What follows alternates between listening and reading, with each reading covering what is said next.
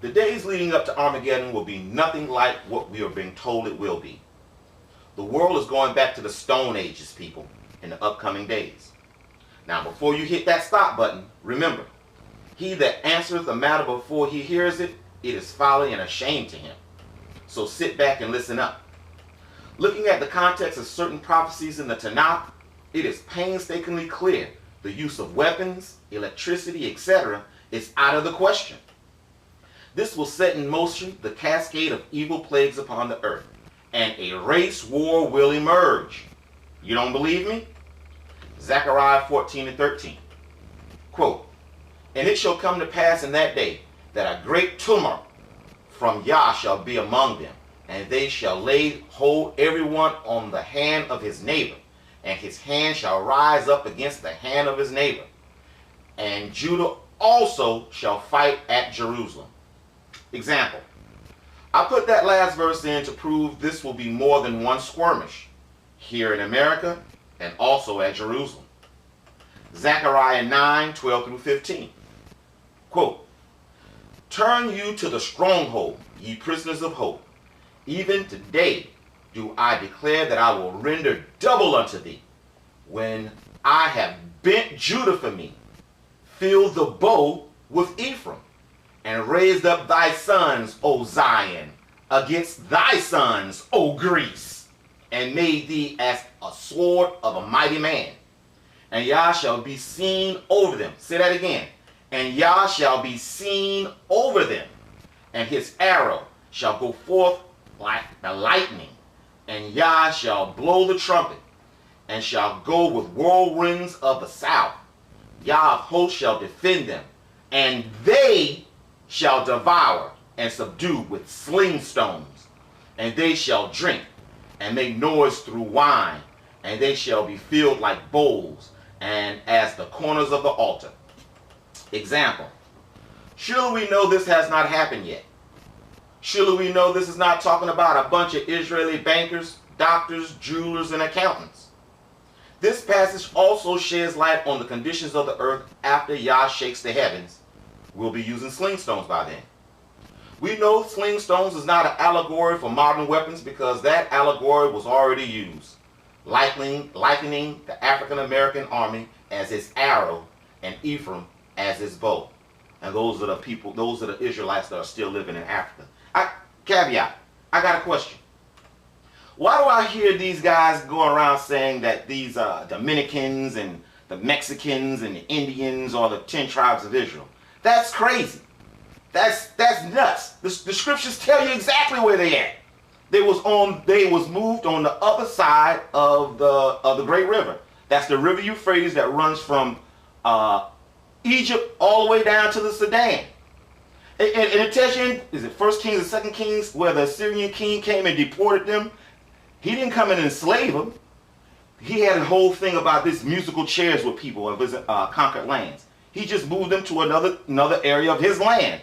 His other land wasn't over here in America. I mean, man, those people are straight Gentiles. Those people are Spanish and Portuguese.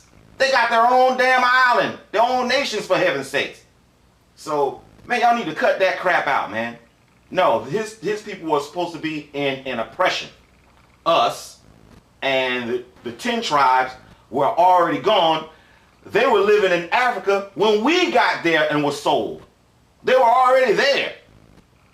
So, I don't understand why y'all say that kind of stuff. But let's keep going. This can only mean weaponry and all means to get them in position will be rendered useless. You still don't believe me? Micah 5:7 through 17. Quote, "And the remnant of Jacob shall be in the midst of many people, as the dew from Yah, as the shower upon the grass, that tarrieth not for man, nor waiteth for the sons of men. And the remnant of Jacob shall be among the Gentiles in the midst of many people, as a lion among the beasts of the forest, as a young lion among the flock of sheep, who, if he go through, both treadeth down and teareth in pieces, and none can deliver. Thine hand shall be lifted up upon thine adversaries, and all thy enemies shall be cut off. It shall come to pass in that day, says Yah, that I will cut off thy horses out of the midst of thee, and I will destroy thy chariots. That's talking about their vehicles, all the vehicles, whether it be assault vehicles or whatever, helicopters. Well, you'll see. And I will cut off thy cities of thy land, and throw down thy strongholds.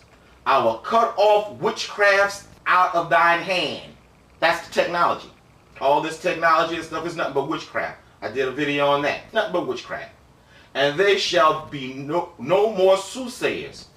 Analysts, stock market, that's all they are, soothsayers. You can't predict anything in the damn future. They're consultants. Let's keep going. Thy graven images also will I cut off, and thy standing image out of the midst of thee, and thou shalt no more worship the work of thine hands. Statue of Liberty, out of here. The work of thine hands, that science, all this science, the technology and all that stuff, because that's what these Gentiles worship. They worship science. You know, they don't worship the creator of all things. No, that's what they worship right there, science. If they can't prove it, it don't exist. That type of stuff. Let's keep going. And I will pluck up thy groves out of the midst of thee. That's the national forest. You know why? Because when you burn trees, they can be used for energy. No, he's cutting these cuts off. So I will destroy thy cities, and I will execute vengeance and anger and fury upon the heathen, such as they have never heard. Now, I'm telling you it's going to be bad, so you've heard this part, so it's going to be worse than that. Example. Seeing so-called African Americans have been tricked by the very people they were commanded to hate and sold their guns back to the devil, Yah has to make the playing field fair. Can you imagine what black people will do to the white man if they were sanctioned by the Creator and Mr. Charlie didn't have weapons or communication systems? These last two passages give rise to a theory I have on how Yah will put hooks into the jaws of Russia and China and their bands and draw them to do battle with him.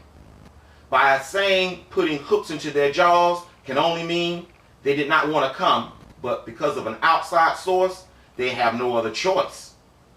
If you were to ask any sociologist what are the main reasons countries go to war, they will tell you it will be over natural resources.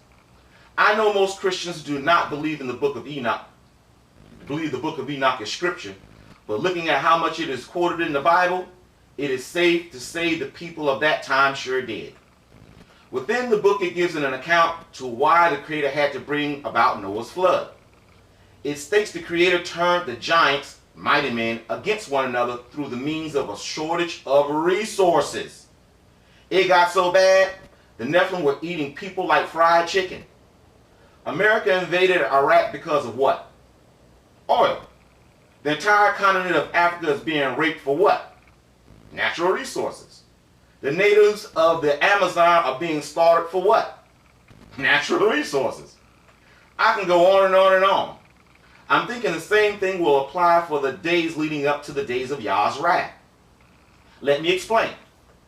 If the earth goes through enough upheaval, electromagnetic energy bursts, which is the new warfare, admitted unforetold consequences to the CERN super collider, admitted foretold consequences to the HARP shenanigans, or the sun either emits a burst of energy or it is blocked, man, all electrical circuits will be rendered useless. Let me say that again. I don't think y'all understand that. All electrical circuits will be rendered useless. No electricity means thousands of satellites will smash together, and far worse, smash into asteroids, making them fall upon the earth, causing tidal waves, earthquakes, and mayhem. No electricity means no weapons, no computers, no vehicles, and most importantly to a nation, no oil production. Even though Russia is sitting on major oil, can you imagine trying to drill it in a frozen tundra manually? China has to import all of their oil to survive and just signed a historic oil deal with Russia. Seeing the so-called Middle East as the granddaddy of oil reserves, These two countries alone will march to the ends of the earth to get it. Now add this to the equation. The wilderness the newly emancipated Hebrews dwell in will be flowing with fresh water, fruit, livestock, and grain. We will be the envy of the world's eye for more than one reason. If you notice in Ezekiel 38, God didn't come to the Middle East to fight the Israelites at all. Raiding them was a sudden thought when he was already there. When God saw the Israelites living large like Russian oligarchs, and his country probably didn't even have running water, it is a no-brainer he will come to take a spoil against those living in unwalled villages. So, it's coming, ladies and gentlemen. I could have gone on and on and on about the scriptures talking about this how Judah and Israel were going to fight. And it was with them all these nations are going to be crushed. And it's with them, he was going to smash the strongholds. With them, I mean, it's deep. It gives you chills up your spine when you read it. So, not trying to scare y'all, but I'm trying to scare you. All you cheek turners, you going down too.